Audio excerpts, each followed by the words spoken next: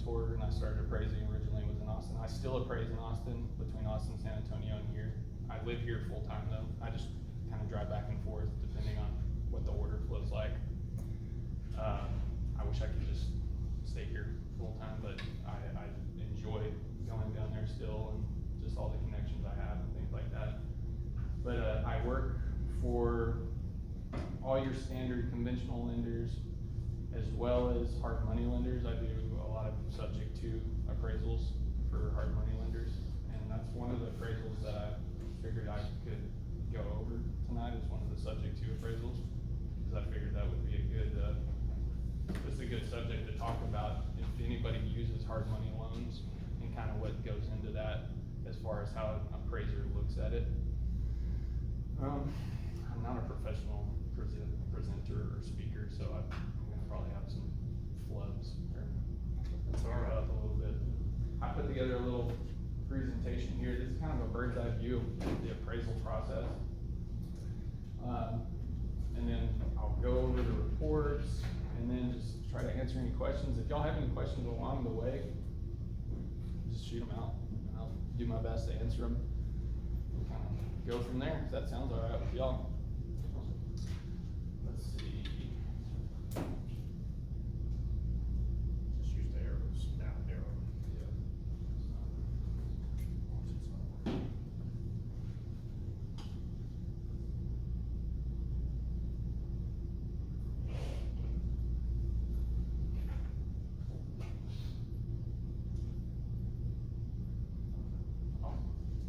That's me.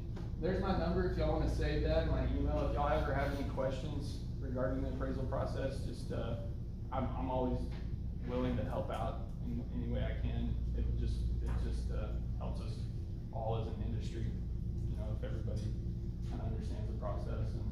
And Do you have enough business cards for everyone? sure do. So I'll hand those out. All right. So what is an appraiser? That's me. One is expected to perform evaluation services competently and in a manner that's independent, impartial, and objective. No bias whatsoever. I have to go out to a property with a clean slate, essentially. I go out, I always do a bit of due diligence before I go out there, so I'm not going in blind, but sometimes there's just, like I did one earlier this week. It was the owner is a police officer. They have all of their records kind of like the CAD, it's all private, you know, just for safety reasons, I guess. So I kind of went into that blind a bit as far as what the house looked like. It was in a neighborhood that I'm familiar with, so I knew it was an 80s built house, probably 3-bedroom, 2-bath. What the point of me going out and doing the actual inspection is to get a feel for the quality and the condition of the home. Are there any upgrades that have been made? Does the house flow? Are there any obstructions? Like, so this is a good example of the technical term is escaping me right now. But if you were to go into a bedroom and the only way you were to get into the second bedroom of the house was to go through the first bedroom, that would be that's not good. I can't remember what it's called right now. It's in here. It'll come back to me in a little bit. So that's what I'm going to look at. How does the house flow? Does it have especially if it's been flipped or something like that? Does the price reflect the price or the repair bid that was given to me as far as what they're wanting to do to it? You know, I always try to ask for like a pro forma, if it's a flip house for the subject to loans. You know, a $75,000 bid, yeah, but where are you gonna put that $75,000? Or is it just going into, or, you know, so I've had some people, well, yeah, we're gonna put X amount into landscaping. Yeah, don't get me wrong, landscaping is great, but people want their kitchens and their bathrooms upgraded. Curb appeal is super valuable, but I wouldn't dump, you know, unless you're shooting for these high price ranges, 30 grand or something into your yard. You know, put it into where it's going to make you money as far as the real estate investor goes. And I look at that same thing as an appraiser, you as an investor should as well. Valuation services, I mean, you'll probably seen those old, I can't remember what it's called, the Antiques Roadshow. They have appraisers on there. So appraiser is just anybody that values something. I just do real estate. Let's see, valuation services pertain to all aspects of property value, include services performed both by appraisers and others. A BPO would be a valuation service.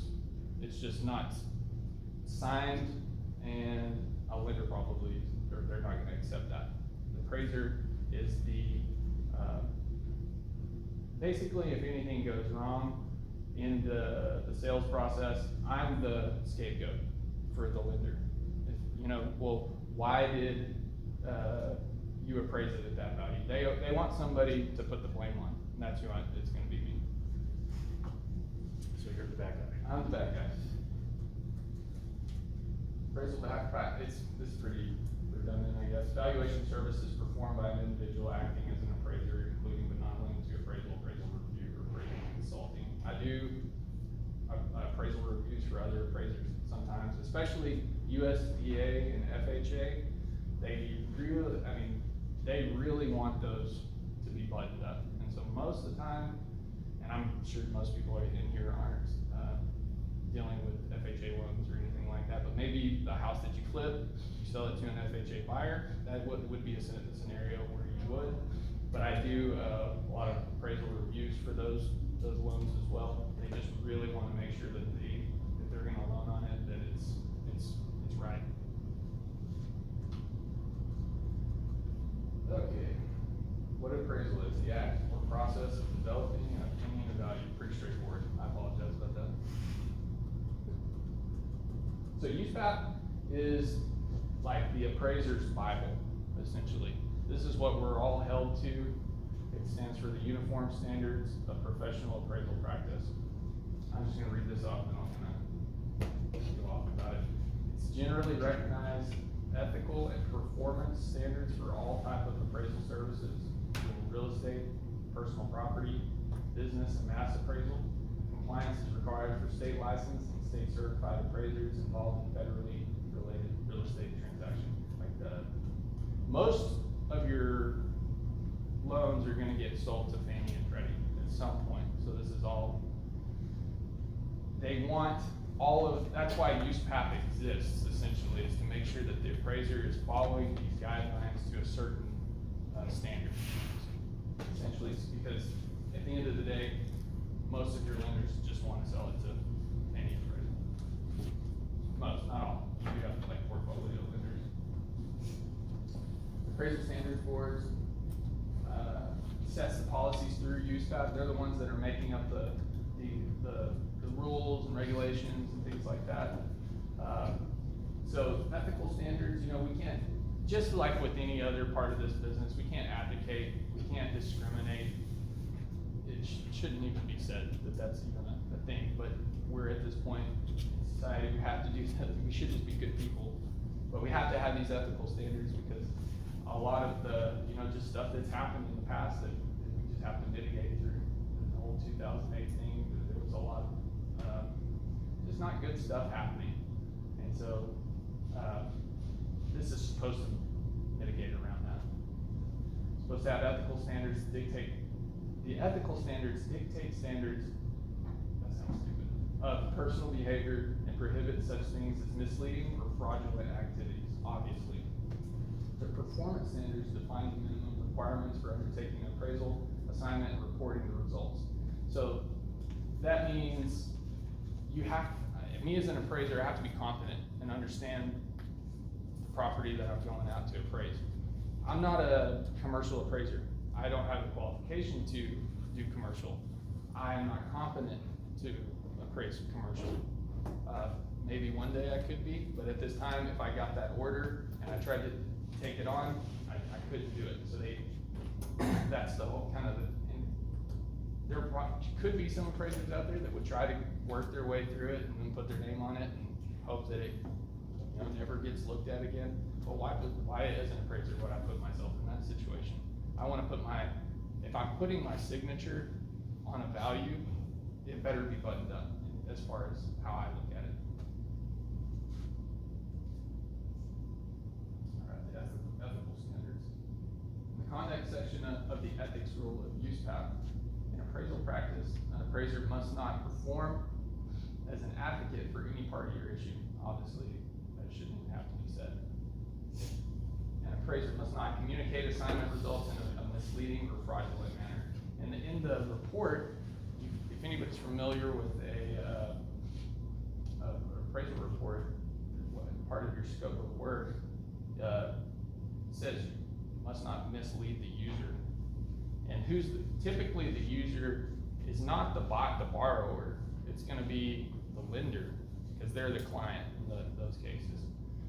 So I have to put this appraisal together in a manner that makes sense to everybody, even the borrower at the end of the day, even though I'm really only hired by the lender. Everybody's gotta be, I can't just put some just stuff that, that's so above the average person's head as far as, it's gotta make sense. So, sorry, it just has to make sense as an appraisal report. If anybody looked at it, they can understand how I came to that conclusion as far as the adjustments that I make and the value at the end of the day. Get a drink of water, if it's all right. Y'all have any questions so far? I do have one question. Sure. Would the appraiser know the selling price, the exact price before he appraises the property? Yes. Every time? Yes, I am not required, but I'm obligated to see what the contract price is. Because, and there's different opinions on that. Because when I'm doing a refinance, it's completely different. We don't have a market exposure time. It wasn't put out on the market. I don't know how many people had offered on that, or because it was a refinance, right? Nobody's offered on it. I'm just taking recently closed sales in the area, trying to find the most like sales as the subject as possible, and make adjustments for any differences. But with this sale, I actually it's a bit easier to find out value. So this was something in Austin, and I'm sure it was happening here, but I was just in Austin at the time, whenever the first part of 2020, when everything was just crazy. And prices were just, they're still through the roof, right? But at that point in time, houses were closing and getting offers hundreds of thousands over asking price. And that was just common. It was almost like the trend at that point in time to offer hundreds of thousands over. There was one specific, it was a $2 million house that they offered $650,000 over asking. And there was like 10 other people that were willing to do that as well. So that's market value. If somebody, even though it may not, we may not have the data to support that sale at that time, we have to find it. Because if that person is willing to pay that price, and so are all these other people, well, that's market value. Market value is only what somebody is willing to pay for something. We can't just, Is that the way the bank sees it too? Yeah, market value, supply and demand, right? If there's an excess supply, or the excess demand, that's of supply, am I saying that right? More demand. Huh? Yeah, there's more demand. Right, if there's more demand on the supply, the price goes up. Lack of demand, the price goes down. It's simple economics as far as that goes with real estate as well. But we just had a hard time, and so we were making, I don't know, have y'all seen market adjustments, market condition adjustments on any appraisals before? So that was something that we were making, we pretty much made pretty consistently over the past 2 years, but in the past 6 months, we stopped making these market condition adjustments. But the market condition adjustment was just basically, say you had a house that sold in June, but we had, for whatever reason, we had to use some I was always try to use comps within the past 90 days, especially in the market that we're in right now. Everything happens so quickly, it changes quickly. You want the most up-to-date comparables as possible. But in some scenarios, maybe it's more rural property or whatever it may be. Let's say, here's an example of one of these scenarios, a house listed for $100,000, but they've got an offer at $125,000. They've also got other buyers that offered it $130,000, $120,000, but they chose this $125,000 offer because it kind of fit what they were looking for as far as close date. They had a little bit more cash they were putting down, etc. Well, it was in an area where we didn't have a ton of supporting comps right this second within the past 90 days. So say I found one that was 4 months old, but you know, just a great comp, almost identical to the subject, similar in the same neighborhood, but it was just a little bit older sale. Well, what we would do is try to extract and appreciate what the appreciation has been and since that 4-month-old sale, and then we make a market condition adjustment to the subject. So we extract the appreciation and then we divide it per month, and we make an adjustment however many months for, so it'd be 4 months worth of appreciation, and then we adjust to the subject in that scenario, and then it lines almost perfectly up with the sales price. You know what I mean, if that makes sense.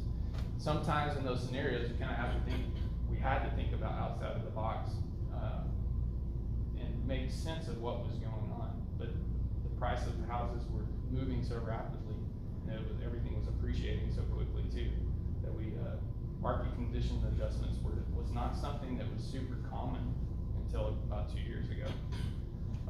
If it was warranted, we would make it, but in the past few months, I've seen, it's not warranted anymore. So I'm not gonna make adjustments unless they're warranted, and that's what, being an appraiser is kind of about. You know, you have to extract your adjustments. You don't just, I've heard some, especially the older appraisers say, well, the rule of thumb. There's no rule of thumb with anything. You have to base your adjustments on what the data is telling you. Like a rule of thumb, I've heard somebody, a rule of thumb for a fireplace is $2,200. Like, where did you get that? Show me the data. Especially in Texas, really? $2,200 for a fireplace? If it warrants that, yeah. But I'm never gonna make an adjustment just because. It's gotta, the data has to show that. So we do a lot of scrubbing in these, with these properties, a lot of data pulling and regression analysis. It's so super boring, but that's how we pull these adjustments out and make them for these properties. Sorry, I never got a drink of water.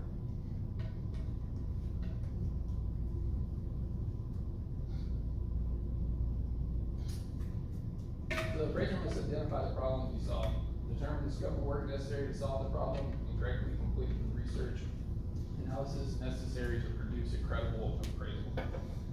Kind of exactly what I've just been talking about. We have to, the scope of work is going to be driving the comparables, researching the data, extracting the adjustments from that data, and then putting it all together and in a report that makes sense to the user. That's appraising in a nutshell. Client. So what I said earlier, typically the client is going to be the lender, but the client is anybody that hires me. I've done private appraisals, so if anybody just calls me up, hey, I am looking to appraise this property because whatever, you know, they just need a value for whatever it may be at that time. They're the client. The majority, 9 times out of 10, it's going to be an AMC, so they want 2 degrees of separation between the lender or the borrower and the appraiser. So even though the borrowers can sometimes get ticked off that I would not going to just tell them the value or even give them a report. I can't give anybody a report directly unless they ordered it from me because they're not the client. Even though they paid for it, and I understand it's frustrating for some of these borrowers that, you know, they pay for the report and maybe the appraiser was out and there was just a whole process, and all they wanna do is get that report, and all they want is the value, I can't give it to them. I just can't, I can put my license online. Cause the lender hires what's called an appraisal management company, and then the appraisal management company hires me. That's at 2 degrees of separation. So I deliver that report to the AMC, they send it to the lender, and I always let the borrower know, hey, you're gonna need to get a copy of your appraisal directly from your lender. I cannot give it to you directly. That would be, not fraudulent, potentially fraudulent. Is there ever a time that you should hire someone, an appraiser, to appraise your house before you have a realtor assess what the value is and put it on the market? Yeah, I mean, if you're wanting to get a value that has been signed, and I've seen a lot of it, I did that a lot in Austin where, especially when everything was going crazy. You know, prices were moving so quickly and people didn't wanna leave any money on the table. They would get an appraisal and then put that in their attached documents, like, hey, look, we had this appraisal, you can't use that appraisal for the purchase again. But at least the buyer, you know, if they're gonna make an offer, you know, there's the appraisal addendum, you know, the right to cancel based on if it doesn't appraise kind of thing. The buyer wants to make this an offer X amount over and it doesn't appraise, they'll put up that extra amount. But if they've got this appraisal that's in the attached documents, that they have a pretty good idea that it's gonna appraise for that amount. If not that, in a good range, you're buying close to that price that it was, that they're selling for or offered. Does that make So I was sense? thinking like if you're adding square footage to make sure that your realtor doesn't list it as that included, but then you wouldn't wanna run into that the appraisal says it's not part of your square footage. Right. After you've already listed it at the higher price, you know what I mean, with the additional square footage. So are you talking about, like your CAD square footage or something like that? Well, whatever, Cause your CAD, so on your property, we're talking about closing in that porch, your CAD's it's not gonna show that square footage. So as a realtor, me as well, you know, I typically would rather just list it at what is, you know, on public documents and not, because that's one of the biggest things that can tick a buyer off is if you, well, I think it's this square footage, you know, and the lister and the realtor goes along with it and they, you know, they say it's 2,000 square feet. Well, it really only measured out at 1,500 square feet. Well, that could make everything fall apart, right? But if you have it measured, professionally measured, yeah, that's valuable for a seller, for sure. by who, an appraiser or a realtor? Yeah, so then that's something I was gonna say, this one is a high dollar one, but you can go get a Bosch one from Home Depot for $75, a laser measure. I highly suggest anybody that's flipping houses or buying houses regularly, measure them. It's not a hard process to measure them. You don't have to have an old school tape measure like we used to measure houses. This is way more accurate. You can get an exact square footage on a single story house usually in like less than 10 minutes. And 9 times out of 10, the house is gonna measure larger than what your public records say. And that's just because we measure from the exterior brick. So it adds like 6 inches of square footage all the way around versus like if the house has never been appraised or they typically, most builders measure from stud to stud, or appraisers measure brick to brick. If that makes sense. So Those tools are great, they're late Home Depot, Lowe's. And you measure from the outside of the house, right? Yep. What's enclosed livable space? Yep. And the only thing about that is if it's a 2-story home, we have to measure from the inside because I can't walk around. But we just add 6 inches to every wall. So that's most walls are right about 6 inches. Cause I have called that, guy with the city that does sorry, I can't remember what it's called. This That has staff to do appraiser. with the building permits and stuff, or Oh, yeah, zoning. has to do with your, taxable amount of square footage. Yep. And he's like, well, I said, well,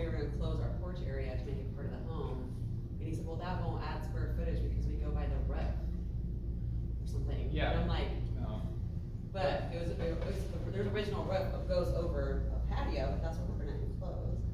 Yeah, that's why I would say always, if you're buying houses, you should be measuring them, because in scenarios like that, well, if they're including the roof, that's including your patios, and it could be larger than what, or it could be smaller than what your public records say. Yeah. You know what I mean? So I don't know how the city appraises properties. I don't know how they do that. I know they do a lot of drive-bys. They don't know what's going on inside a house. I had a friend actually that he remodeled, he put like 80 grand into this house one time. It was a pretty nice house, but he didn't touch the outside at all. Like fence was kind of raggedy, and because he knew and let his lawn grow up, and kept his taxes low, but inside it was a really nice house. So I'm assuming that most of the city appraisers just do drive-bys and Google stuff. But I'm not 100% sure. And I don't even like to do drive-by appraisals that often, because it's a liability for me as an appraiser. I don't know what the house looks like on the inside, unless I have really recent pictures, or if they were able to provide me a walkthrough or something like that. I'm kind of shooting in the dark. If I say I've only got Zillow pictures from a rental listing from 2005, like, who knows what that house looks like? And and I really have to have a lot of commentary whenever I put my signature on one of these properties, that this could affect the assignment results, in a scenario like that, but sometimes the orders come through. I typically only take drive-by appraisals if there's a lot of data available, because you're putting your name and your license on the line in some of those situations. I didn't really go over this. If the lender hires an appraiser to perform an assignment, they are the client. But what if the appraiser is contracted by a management company? Then the management company is the client. In most cases, the management company would be acting as the agent or the client. Appraiser-client relationship. Appraiser enters into an appraiser-client relationship in each assignment. The appraiser owes his client due diligence, and there is a bond of confidentiality similar to the confidentiality that occurs in a relationship between an attorney and a client. So the appraisals that I'm gonna show you today, I'm sorry, I did get permission on one, and the other one I did just redacted some of the info so we can use it. But yeah, we just wanna perform in good faith with these, and because as an appraiser, I would like if there was more general information that we all had to. Every appraiser appraises a little bit differently. It's the weirdest thing, and I really wish that appraisers would. There was just a straightforward way that appraisers would appraise, because it would make the industry so much more trusted in a way. Because appraisers kind of are, in my opinion, a little bit like they don't, not as valued by buyers and sellers as much. We're kind of needed, like I said, as far as the lender goes, because they want a scapegoat. They want somebody that they can blame if anything goes wrong. But if there was just better training, I think, because you're only as good as your trainer, what trained you initially. And then if you are willing to put in the time and effort to put in, get additional training and understand market movements and how it flows, and you learn through your mistakes and through each appraisal. But a lot of appraisers don't do that. They just kind of, this is what I was taught, this is how I do it. Like I said, that rule of thumb. Some appraisers make rule of thumb adjustments, and I just don't agree with that. I think that you have to, the only time you should make adjustments is if the data gives you an adjustment. It's kind of hard. Am I losing anybody? Okay. Alright, confidentiality provision of the ethics rule of use path states that an appraiser must protect the confidential nature of the appraiser-client relationship. An appraiser must act in good faith with regard to the legitimate interests of the client, the use of confidential information, and the communication of the assignment results. The intended user is anybody that, here I'll just read it, the client and any other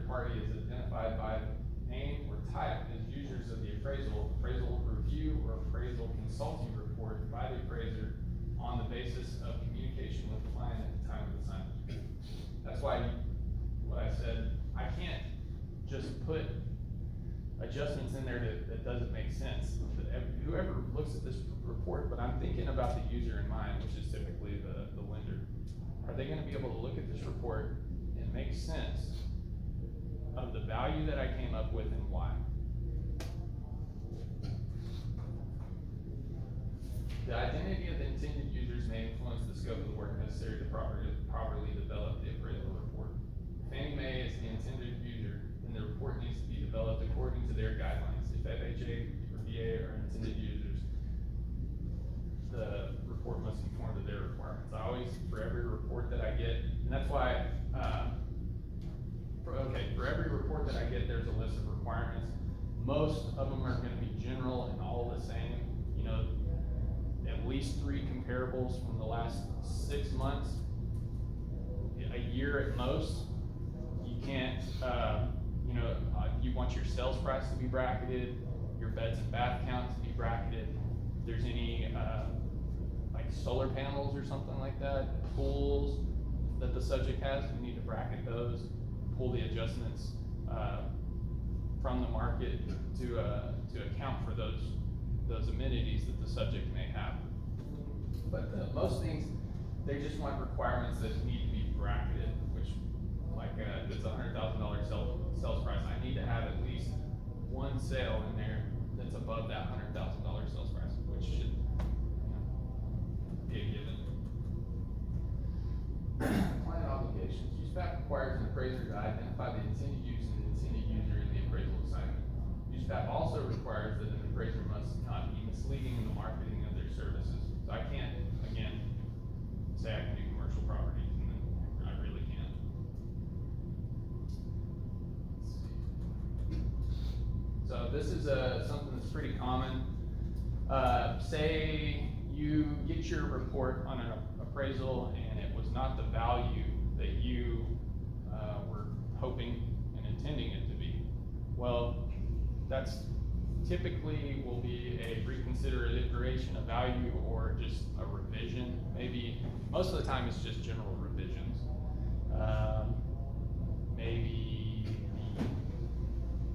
So that at that point in time, the borrower can state, well, what about this? What about this? And if you provide me with additional data, maybe there was an off-market sale on your block that I didn't have access to, but maybe your realtor sold that house off-market and they can provide me with a HUD. Yeah, I totally will consider that and use that as a supporting comp.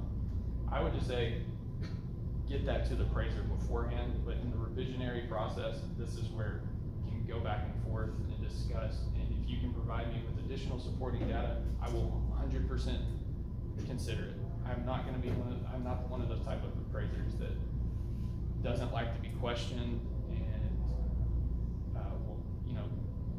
won't make changes or anything like that. If there's the data that you can show me info that supports your case, yeah, let's take a look at it.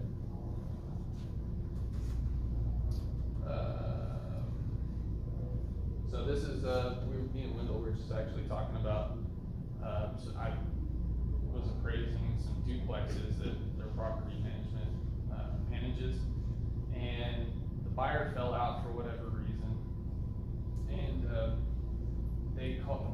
seller called me a couple weeks ago and asked if I could just go ahead and use my reports for this new buyer. And if it was a new order and new report, yeah, I can do that, just same data. But sometimes the market moves in a month, 2-week period. But this just says no. Once a report has been prepared for the named clients and any other identified intended users for an identified intended use, the appraiser cannot readdress or transfer the report to another property. But we can just have a new report with all that same data with just the new buyer's name and things like that. This is kind of redundant. Let's say y'all want to just look at a report. Let's see what else I have. So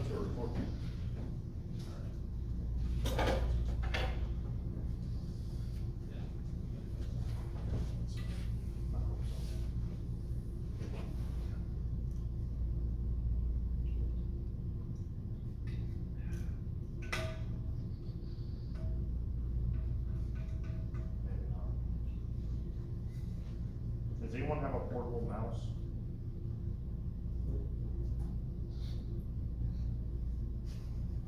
So my 2-year-old, has learned how to use my computer a little bit, at least turn it on, push buttons. My little, Blame it on the a 2-year-old. little, totally his fault. The little mouse pad thingy that isn't working right now, he's turned it off somehow. I can't turn it back on. And I didn't know that until I got here.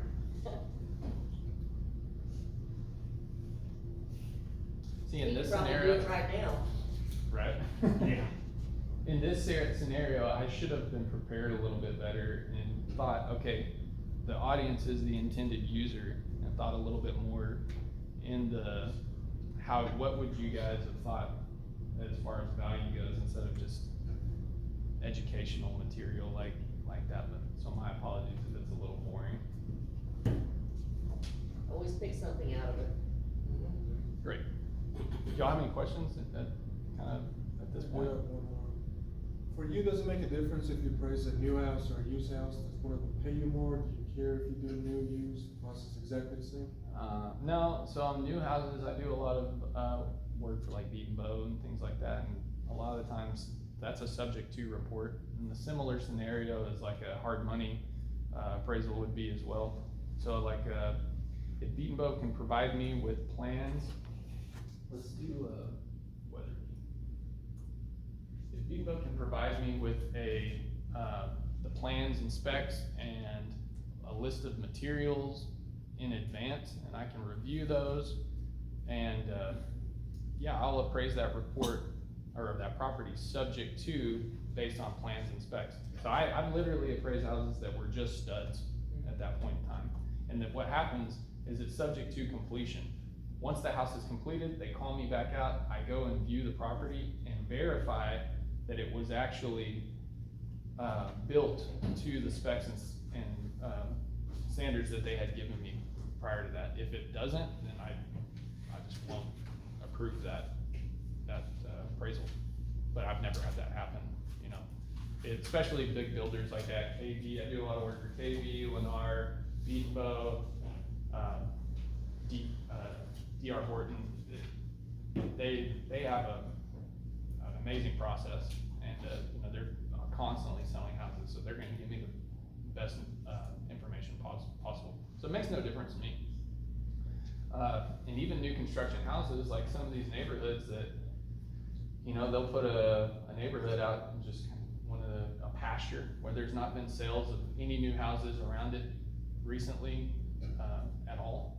You know, I'll have to actually go to a similar neighborhoods in the general area, but sometimes, you know, I've heard people say, well, you can't use comparables that are over a half a mile away. That's not true.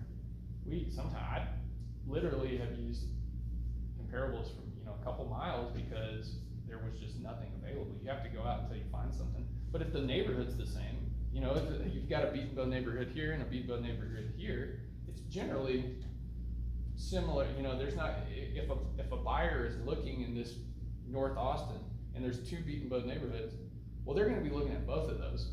You know, they're not like, well, I like this, potentially maybe if it's closer to a school, but say that school's right in the middle, they're gonna look at both of those neighborhoods. It doesn't make any difference. So I can use sales from each one of those neighborhoods, even if they're a little bit further away from each other. So this was a house, that I just did in Austin, Elgin, so it's outside of Austin. This is the buyer is going to hold this long term as a rental property. It needed a little bit of work as far as let's look at the pictures real quick.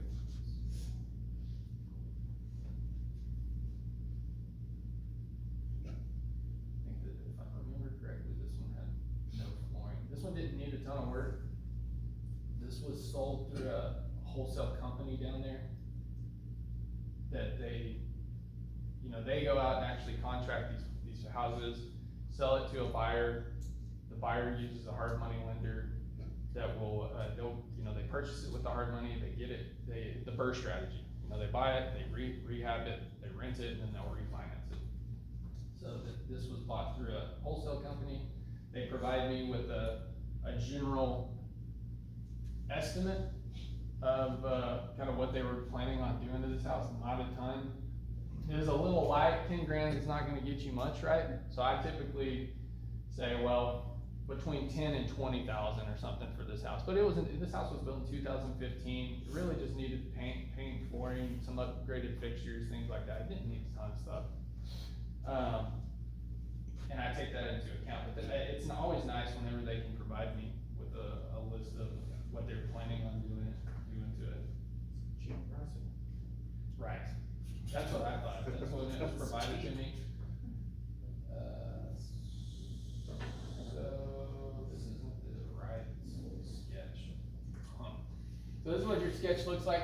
I don't know why this one's not labeled, but I usually label all of, I must have uploaded the wrong report here. But, I typically have all the beds, baths, labeled on here.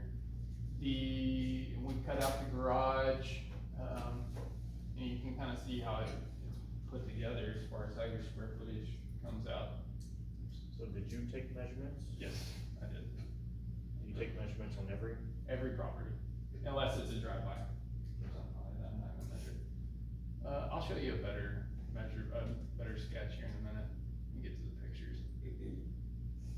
Okay, so this is.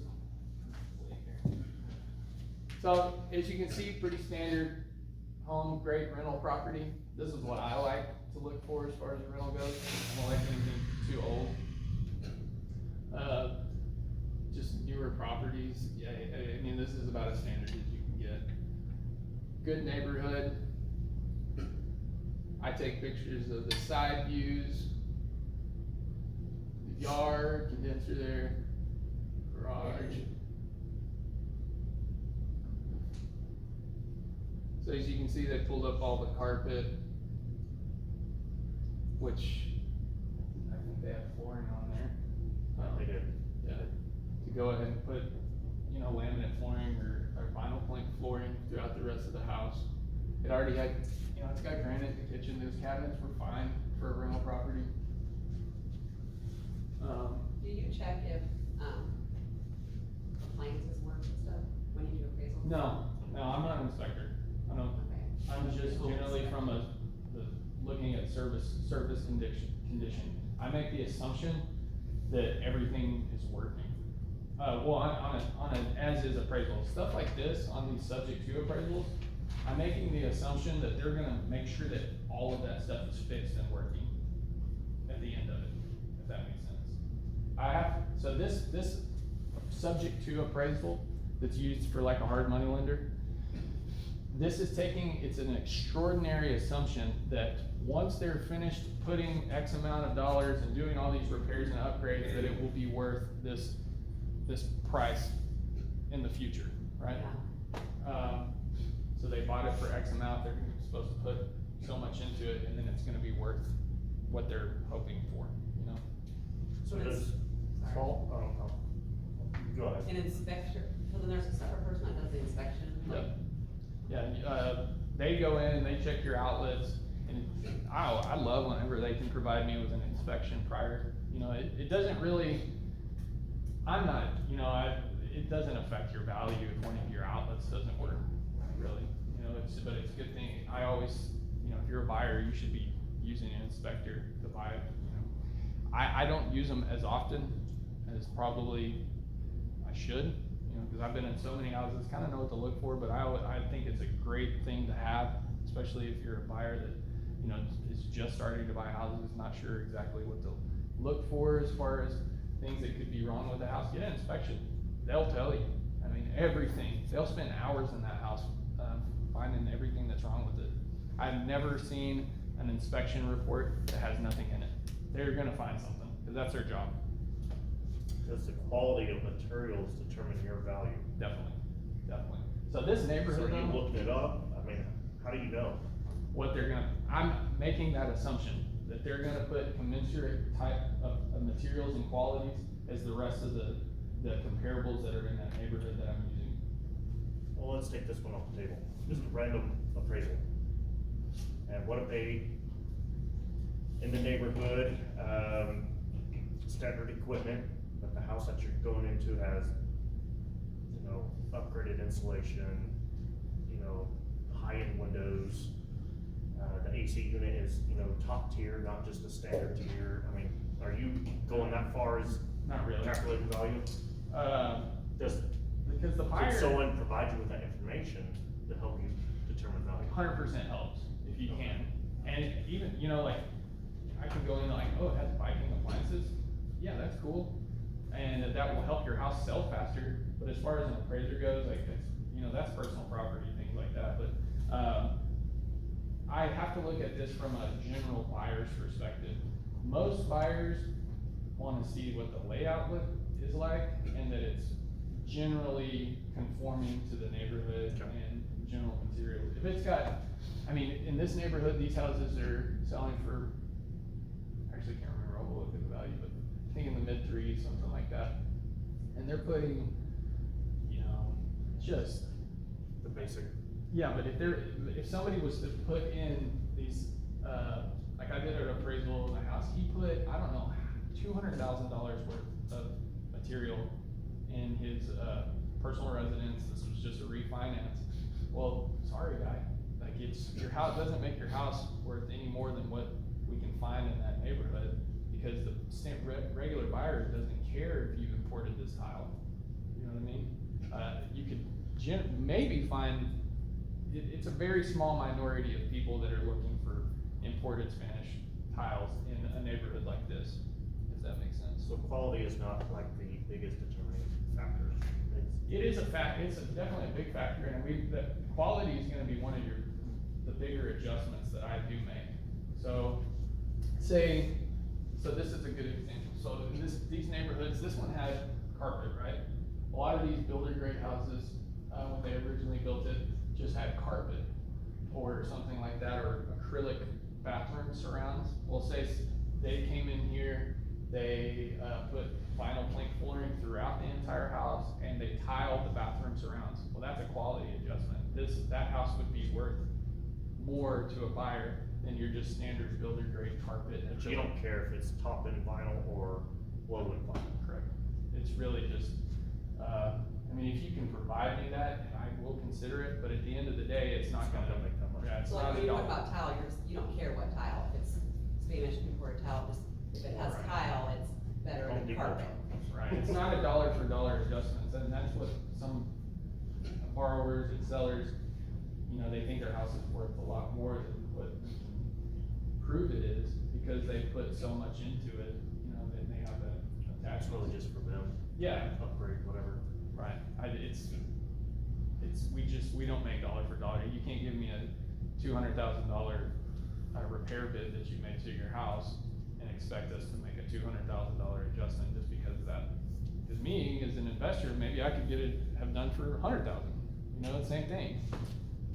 We just have to, like exactly what I said earlier, extract the adjustments from the market and the data that's available. So this house was pretty clean. For a rental, this is great. It's absolutely great. This is what I look for. A big thing that I do look for over there, and this is something in Central Texas we don't have to worry about as much here, but we do, is foundation issues. They have major foundation issues down in Austin. Yeah, it's like a sandy clay soil, and that whenever it rains, it expands, and they're in a drought, tracks, those houses. I've gone in some freaking carnival houses before, where you walk in and you're just like, hey, the more that, especially in your older houses, they'll have cast iron plumbing in the slab. The slab breaks, and then it'll break, and then it breaks that cast iron, and then there's a leak, and it's just a self-fulfilling prophecy. It just gets worse and worse. So fixing all these, I'm assuming that they're gonna fix all these deferred maintenance. You got a little bit of cracking, some settling, just general wear and tear. I have to report all of that. So here's a good example. So here's my comparables. They were right on top of me. That's this right there. You can't get really better than that.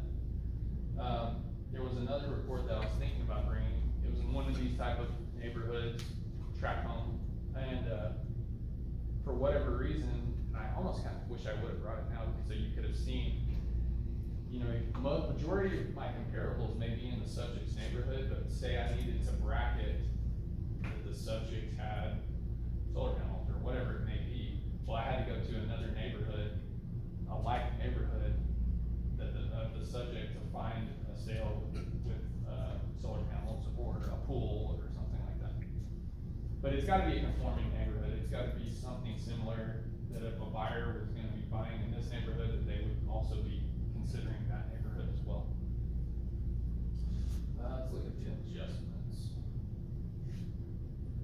So when you're looking at the value of your own home, you can't just say, okay, like there's a house that's went for sale a couple houses down from me, that my house is equal to theirs, per square foot value, if they have, like if we have more carpet, but they have more It can hard give you a flooring good or something. idea. It'll definitely give you a good idea, say it's similar square footage and, you know, a lot of those houses are built by the same builder. They're gonna have similar quality and feel, then it's up to the condition and maybe any upgrades versus, that house may have had versus what yours had. It'll give you a good idea, for sure. If I've got a comparable on my street, that's like the same layout and square footage, that's like the ideal, right? That's what we're all looking for, as investors, find something, that's how you, because the sales comparison approach is, that's just, that's the most, as far as a lender goes, they wanna see the sales comparison approach. I'm not making adjustments based on square footage or anything like that. I know realtors, again, I'm a realtor, we like to talk about, price per square foot a lot, but it's really just based on, similar sales.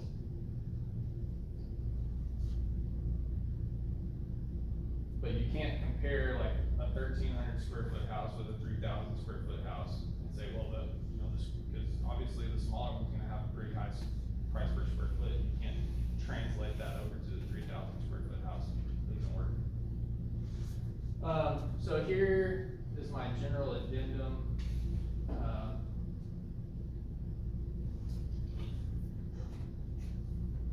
Let's see. So we talked about earlier the scope of the appraisal. Scope of work for this appraisal included inspecting the subject's market area, neighborhood, subject property, also including collecting, analyzing, confirming, and reporting pertinent data into a final value estimate of the market value as defined in this report. Drove by the appraisals, got pictures, that's a big thing. It's just, you know, I drive by every comparable because what if, one of my comparables is located next to a power line or something like that? And, well, I wouldn't have known that. I mean, you could potentially see it from, Google Maps or something like that, but just, I drive all the comparables because sometimes I'll make a location adjustment based on that info from just driving it.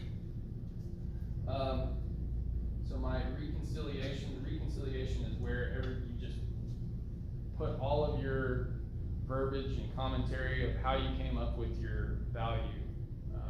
This is where it's all located in the appraisal report. I did make a market condition adjustment because, which I'll show you why in just a moment. Just was a ton of appreciation that's happened. I mean, it's still going down there. It's crazy. In the past 2 months, let's see. Okay, so second line here, appraisal is being completed with a hypothetical condition that the subject is to be remodeled.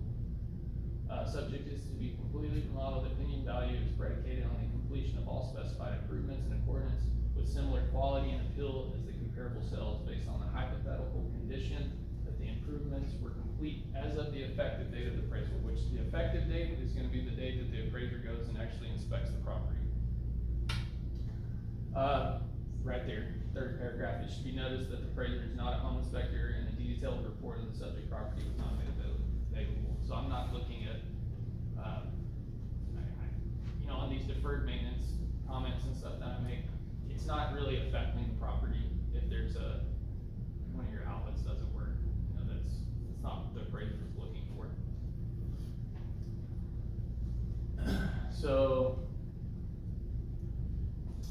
See, and right there, subject to be complete, well, I probably should have said updated with at least 10 to 15,000 in updating and upgrades. All work needs to be finished to at least commensurate level of the comparable sales.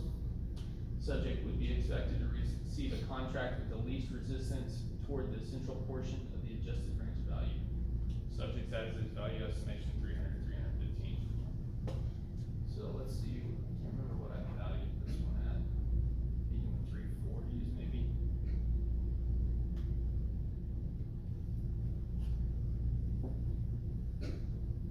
$352. Okay. So let's look at the comparables here. You can see on your date and sale, this is a market condition adjustment based on the date of when it was sold. And this adjustment was extracted based on, the appreciation. I extracted an appreciation based on a year's worth, that doesn't make sense. I estimated what the appreciation has been over the previous year, and then I made an adjustment per month to each, comparable. So this one, and I do it from the contract date, so it was actually, went under contract in, was that April? And this one was just appraised, I think it was in June, so 2 month, this actually was in July, so it was a 3-month, market condition adjustment, which equaled $11,000. This one was, in March, $14,000, and the commentary will say here, 1% per month, so it's like they're averaging around 12% appreciation per year, which is pretty common. In some neighborhoods, I've seen upwards of like previous year, like 35% appreciation, which is just crazy. It's not really natural, but it is what it is.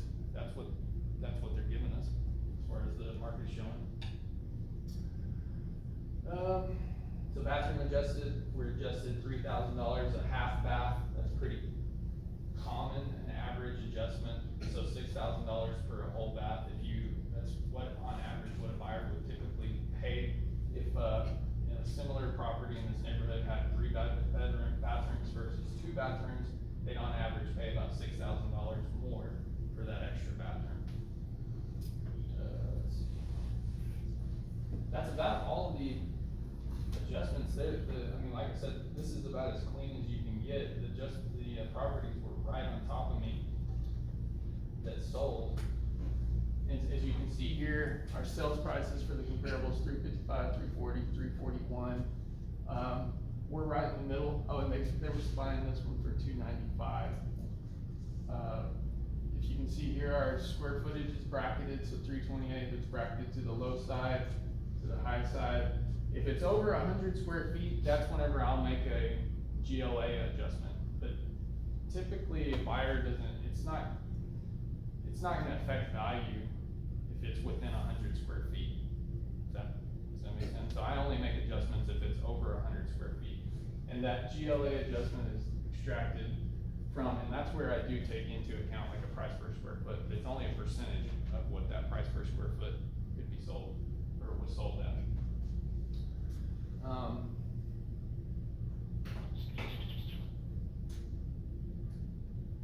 So that's another thing we need to bracket, like our site. So this one's like a 5,600 square foot site.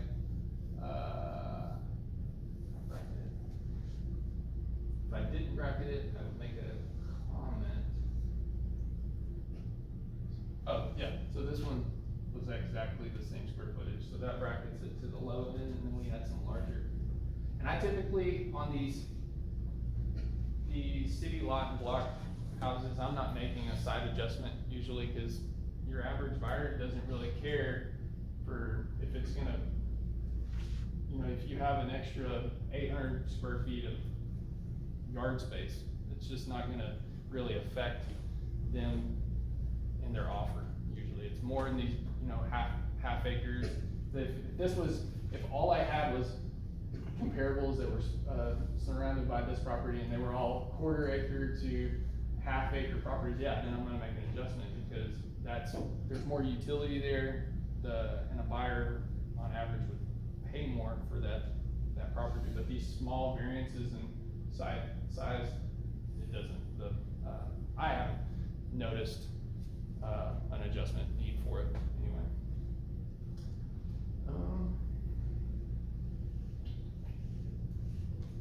Y'all have any questions on this is just your standard grid. So when you get these reports, what should we as investors be looking for? What are the key takeaways on this report? I would just make sure that your appraiser, like, used sales within the neighborhood, and especially if it's not a value. You know, everybody's probably got an appraisal that was like, man, I thought it was worth more than that, or something like that. Well, what sales did he use? We're not perfect. Again, that's what I said. If you can provide me with good data and additional data that maybe I didn't know about, if they were off market or, you know, certain things, I'm trying to think of another example of some additional data that you can provide me, we'll take a look at it. But I would just make sure that, you know, he's not comparing 1,300 square foot house with like a 2,600 square foot house. Or, you know, like I said, a half acre house with these, you know, 6,600 square foot side. And if they're making any quality adjustments, are they warranted? Let me pull up another report where I actually made some quality adjustments. Sorry. And you mentioned on some of these, you did a 1% appreciation? Yeah. That's based on what? Typically, How do you find that information? so I'll just pull like regression, I just do regression analysis, so I'll, different programs that I use. It's really hard to extract that data by just going through and doing the math per, yeah, I don't know, sorry. Yep. So I typically use, it's called Titan Analytics, which is through Alamo. It's a CoreLogic product. And I'll just dump in a ton of sales, and everybody can, it's harder to do that as an investor that doesn't have access to this data. But as a starting point, you know, who has access to MLS? Does anybody? You do? So what comes with that is RPR, which is Real Property Resource. It's actually a really good, it's awesome, right? And that data is pretty close to what I can pull out with a lot of the regression analysis software where that I pay like $1,000 for, that Real Property Resource. And I think you can probably even get it, without having MLS access. Maybe you can get it just as a a la carte or something like that. It's it'll give you an idea maybe. It's awesome. Yeah, it's great. Those automated valuation models are, if you can't find comps in there, you just cannot beat that. Yeah. So that's one thing I would look up is that Real Property Resource. I'm not sure if, I apologize, I have not had MLS in so long. But I think it's something maybe you can get without having MLS access. But I just dump a bunch of data into this software and it will give me, that's where I extract that from. So this was a property here in Lubbock. Since all these are the exact same, not the same in this area, would you just say that they're all worth about the same? Again, it's gonna be, this one actually has 1,000 or two, depending on. Yeah, it'll be fairly minor. It's gonna be in a range, typically within like a $20,000-$25,000 range. There's only so much you can do in these houses that's really gonna, like, again, if you put imported Spanish tile in a Chico house, does it make it worth more? Maybe slightly, but a little bit, but it's not. And that's where you as an investor, you can't go overboard. You have to let the comparables speak to you and only rehab a house or upgrade a house to what's available in the neighborhood. Don't overspend. We make our money whenever we purchase the house, and you gotta make sure your numbers are buttoned up. You don't wanna but there's some scenarios where I guess, I've been there, you have to spend more. that's how it is, you know? Got a question on the landscaping. When you're appraising a house, how does it affect whether it's dirt, grass, rock? Not at all, actually. Even like fences, a fence falling down or something like that, really doesn't affect value. It could be, a condition adjustment, but it's really fairly minimal, a couple thousand maybe, something It'll like be that. more on the inspector's side. Yeah. Things. I will say that, again, if a buyer is looking at the subject property that has a fence that's falling over and the next door that's, say they're the exact same price, that one's fence is falling over, but this one's not, well, they're gonna buy that one. So that's what I always just let people know, just try to, make it presentable, but so then appraiser goes, that's not something that's really gonna affect your value a ton or anything. What about like security type, things, say security doors, things like that, how's that affect appraisal? Or like, if it's wired for a security system. or No, anything. like, the security doors you can put in now, that go over the front door, back door, the entry door. It's so that could be factored into the quality Okay. of the home. It's not gonna be a line itemized adjustment that you'll see on an appraisal report. But again, in one of that same scenario, if you had two identical houses, but this one had some upgrades like that security door, well, yeah, that's gonna be a benefit, and your house will probably sell for quicker than the house that doesn't, which is, even if it sells for the same price, but it sells faster, that's money in your pocket too, you know? So the question should be, what determines the most value and what determines the least? Like you said fence, I would've figured a nice fence would've added value. You're saying not really. In a way, a nicer fence may make it sell faster. Right. Not necessarily appraise for more. Right, that's exactly right. So where should someone spend their money and where should someone not spend their money? Just up, so, like this one was a higher sold house in this particular neighborhood down, South Lubbock. They had made some upgrades to it. So this was I think it was built this year even, they lived in it for a little while and then they were selling it. Typically your condition adjustment is gonna be these C's right here. These are UAD definitions for condition that we kinda have to use, but I typically make like if it's over 3 years, I make like and I hate saying it cause I just was saying I don't make rule of thumb adjustments, but average, I make a $5,000 adjustment for, houses that are over 3 years or over a new house. So and this is all extracted from data typically that I've seen. A brand new house is typically gonna sell for, like, on average, $5,000 more than a couple, even if it's just a 2 or 3 or 4 or 5 year old house. That condition adjustment plays into, well, is the carpet, after a few years, carpet can be worn, there could be some small drywall stuff, that plays into how a buyer looks at a house. And so I usually make like a $5,000 adjustment for that potential for condition needed to be upgraded. This one's comp 3, looks like it was, lower in quality. I made a $17,000 adjustment, which equaled out to,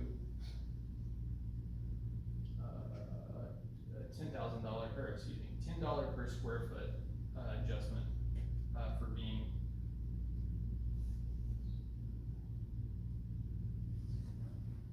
Yeah, so actually, no, excuse me, I misspoke. This one actually had more upgrades than the subject had. Can't remember off the top of my head what it may be. I do a lot, and I can only see so much. I'm not walking inside of the comparables.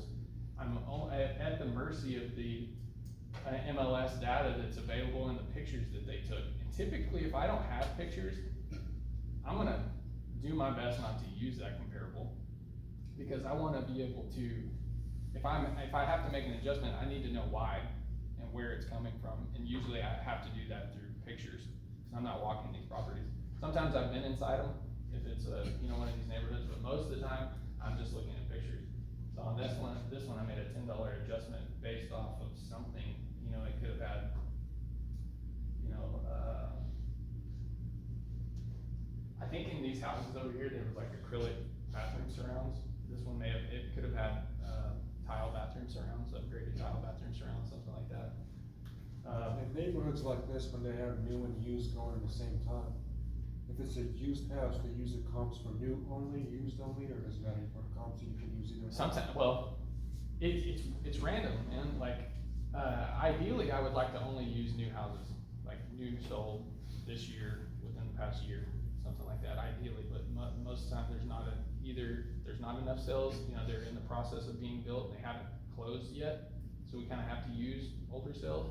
Like, I'm not gonna appraise or use a 1970s built house with a, new construction, it's just two different houses, different amenities and everything. So if it's in the last, you know, I usually on a new construction house, I don't like to go past below 2015 usually, and I'll make a condition adjustment on those that are over, like I said, 3 years, and if there's any quality adjustment warranted, but try to be as close as possible. And what's weird, this was specific to the Austin area, well, 2020, used houses, or houses that weren't in new construction phase were selling for way more than new construction houses, just because they were available, and they were ready to go. But, and, you know, people, didn't like the fact, I guess, that they had to wait, you know, for a builder to finish the house. So people were bidding up these houses that were already built, ready to go. So it's you just have to let it come to you and show you, what the data's saying. Let's see. I have a question about determining value of a property. Yes. So as far as like an older house that's been, completely redone, like a flip, versus like a new construction, which would be like more, how do you determine which one is more valuable, I guess? They're typically not comparable as much. Well, because they're not gonna be in the same neighborhood most of the time. You know what I mean? But like even if it's like maybe like a half a mile? Well, so majority of the time, a house that's being flipped, are typically older houses. Well, you know, they're not new construction. I have seen people flip, you know, new construction houses within the past 5 years or so, but most of the time it just doesn't work out because there's not enough equity there for a buyer to purchase a house. You know, obviously there are exceptions. You can find houses that are foreclosure or whatever it may be, where you can get a great deal on a relatively newer house and you can flip it and make some good money on it. But majority of the time, your houses that are being flipped may be older, and then you can get it a bigger discount. There's more equity there, and so I just typically I'm not going to compare a flipped house with a new construction house. Even if I had to, I wouldn't use like a 2022 build house. It would be a little bit older, some things like that. Because in my mind, it's different buyers. Unless that house was completely down to the studs remodeled, that's where you could make the argument, well, it's essentially a new house. Yeah. You know what I mean? But it just doesn't happen as often. And in that scenario, it's kind of, you just have to, again, you don't just make an adjustment just to make the adjustment. You kind of have to scenario by scenario and analyze it and see how it works. But most of the time, I'm going to say that I'm just not going to compare new construction to remodeled houses. I apologize, guys. This is kind of the whole process, and I really don't have too much more here. So here it is when I don't make any adjustments for bedroom account. So this is what it says here. No adjustments were made for the variance in bedrooms, as there is no discernible market reaction for the variance in bedroom account. Many homes in the subject market have additional rooms which function as bedrooms, though are not designated as bedrooms on the MLS. Also complicating the application of bedroom adjustments. Adjustments were made for the variance in GLA, as this is considered to be more reflective of the market reaction as buyers considered the overall utility of the structure. So you've got a 1,500 square foot house with 4 bedrooms and a 1,500 square foot house with 3 bedrooms. Is there really more value over one? Maybe if it was in an area that was that area was known for being high in rentals, and a bedroom could be worth more. Again, it's gonna be market by market, but the adjustment is typically made for your square footage. Any additional square footage is made with your GLA. So that's why I don't make, say this one had a 4 bedroom, I'm not gonna make 2 adjustments.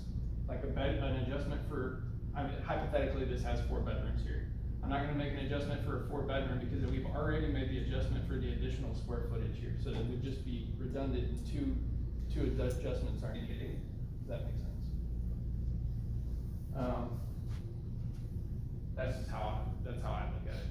Anyway, I'm not gonna double adjust over something like that. And typically I'm not making adjustments for outbuildings, like your standard storage shed in the backyard or something like that. Again, most of the time they're mobile and they're considered more personal property. If it was a shop, yeah, I'll make an adjustment for a shop. You know, on a slab foundation, that has value there. Yeah, what would be like a standard for, say, a 40 by 60 shop on a slab? There's not a standard, kind of just like what I try to pull as much data as I can, and these appraisals take a long time because I'm sifting through so many pictures and so many properties looking for like properties like the subject and finding ones that have you know, shops, and then trying to extract what it's not a price per square foot adjustment, because each shop could be utilized differently. Like, see, you've got 2 shops that are the same square footage, but this one has a lift or something like that. That's gonna be more valuable. Bathroom. Or a bathroom, something. I did have one the other day, that was kinda like bamboozled me a little bit. It was in their garage, they had a half bath, but it was just a urinal. Is that a half bath? With a sink and a urinal? Like, I actually had to go and get counsel from a bunch of different appraisers, and we kinda came up that, it is a, quarter bath. I mean, you could make an argument that it could be a quarter bath, so the term that I was, Just sewage. functional obsolescence, so it has functional obsolescence. Sewage only, no fresh water supply. Right, and so somebody was saying, well, it's technically a half bath because all you have to do is put a toilet there. Well, not really, because the urinal goes into the wall. You don't have the flange. Mhm.